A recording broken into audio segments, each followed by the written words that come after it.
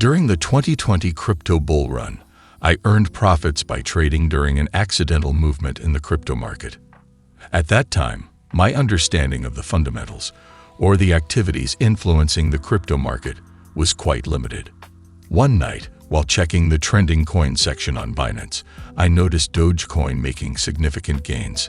Despite my limited knowledge, I decided to trade the meme coin after what I believed was a thorough analysis. Surprisingly, I made substantial return that night, my bank adding more than $3,000 in profit. And this led me to believe that trading cryptocurrencies was my calling, and it was indeed an exhilarating experience. However, as I discovered the next day, the dynamics of trading changed rapidly. Dogecoin continued its massive gains, prompting me to reinvest. Encouraged by my delighted sibling, who witnessed the previous night's substantial profits, I jumped back in. Unfortunately, I lost nearly all of my previous gains and even gave more than two-folds of my profit to the market. The story didn't end there. I took a loan of more than $5,000 from my parents, believing it was a wise business move to buy more coins when prices were low. Although I managed to recover my losses at the time, repay my debt, and grow my bank to a sum well above my initial capital, I eventually lost everything when Bitcoin took a downturn, and my life was nearly at stake. This experience, along with many others, has shaped me into the trader I am today, each carrying its unique lessons. This particular encounter with the market taught me the importance of comprehending and implementing an effective risk management plan. It is possible that our trading journeys share similarities, and even if they don't, I'm sure there's one belief we both had when we started out as traders: the belief that the market pays attention to our predictions. By now, I'm certain you're aware that the market doesn't care about you or your ideas regarding the movement of the assets you trade. If you don't know already, let me tell you. Trading is naturally unpredictable, and even the most skilled analysts will most likely encounter unexpected outcomes. It's necessary to understand that the markets can behave in ways that defy our predictions, and you should know that anything can happen, and it takes only one trader or one event to make it so. This is the harsh and unyielding reality of trading, a truth that most successful traders have fully acknowledged and embraced with no internal conflict. I guess now, you are wondering, how then do they go about it? Well, allow me to introduce you to your new best friend as a trader: risk management. Just like a loyal companion, risk management will stand by you and protect you in your trading journey, ensuring you're able to navigate the markets safely and confidently for as long as possible. Risk management is a vital element in achieving success in trading. Its primary goal is to safeguard capital and minimize the consequences of potential losses.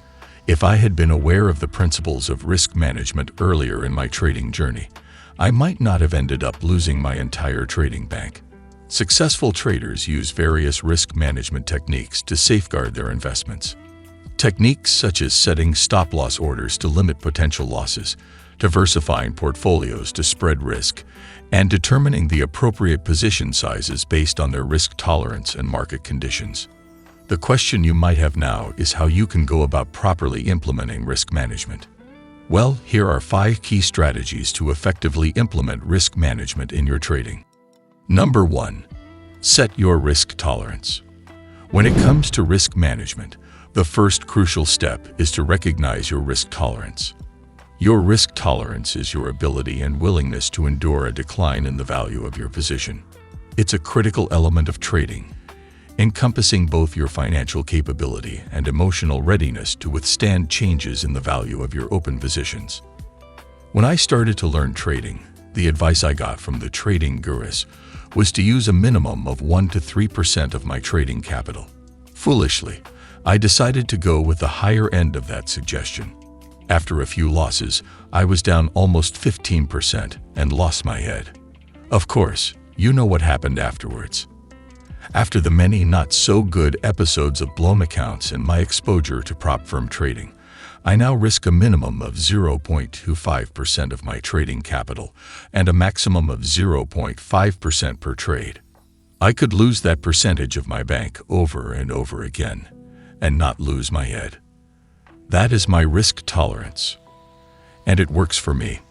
The old Wall Street adage, "Do you want to eat well or sleep well?" captures the trade-off between taking on higher risks assets and the potential for substantial gains. Suppose the idea of enduring significant declines in your investments or losing sleep during volatile periods makes you uncomfortable. In that case, you may need to adjust your portfolio to better align with your risk tolerance. Balancing risk and reward is a personal decision, and it's crucial to strike a balance that allows you to pursue your financial goals while staying within your emotional comfort zone. Number 2. Use stop-loss orders.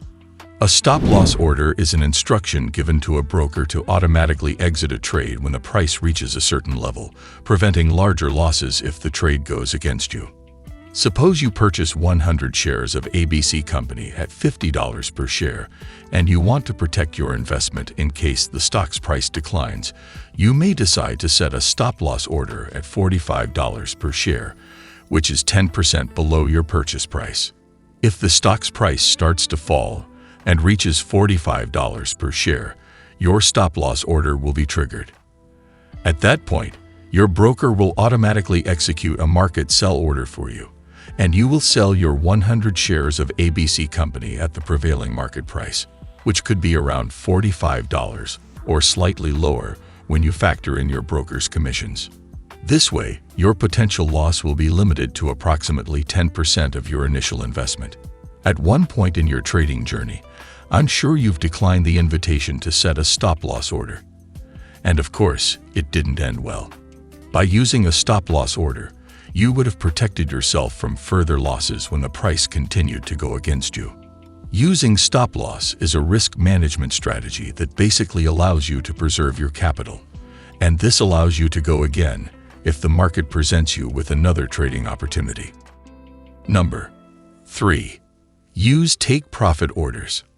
A take-profit is a tool similar to a stop-loss, but with the opposite purpose.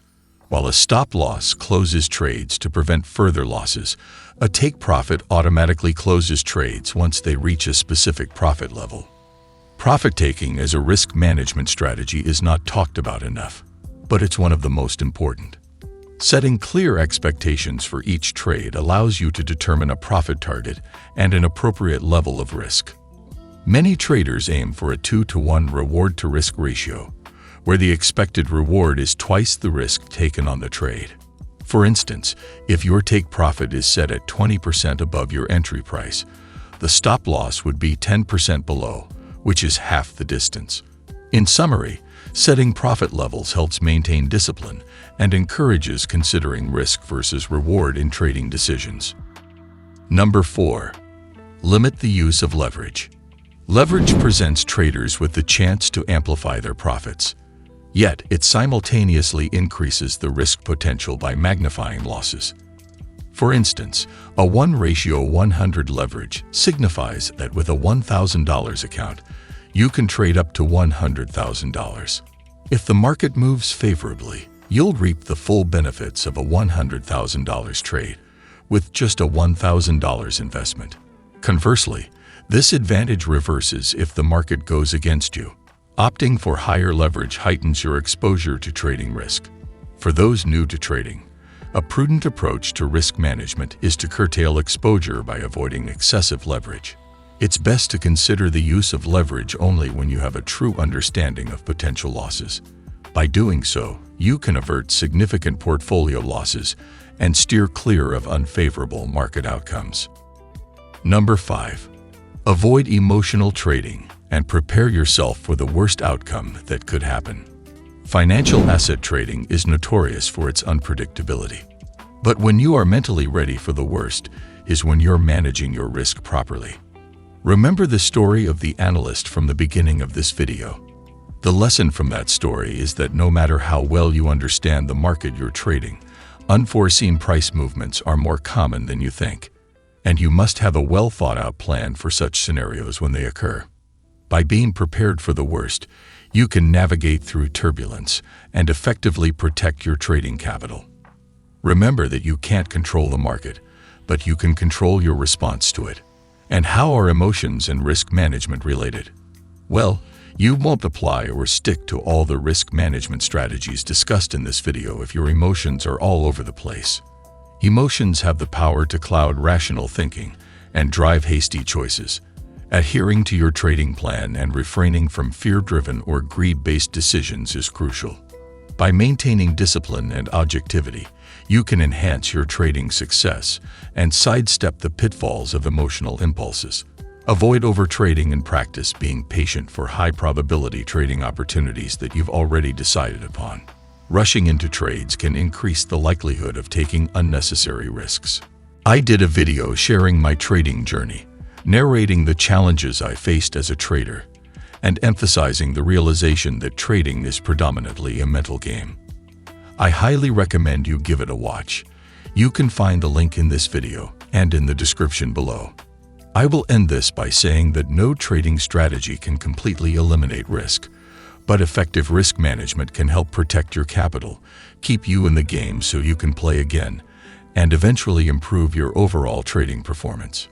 If you made it to the end of this video, I appreciate you. If you found this video helpful at all, please destroy that like button. Subscribe to the channel and turn on the notification bell so you don't miss it when I drop videos like this in the future. Thanks for watching.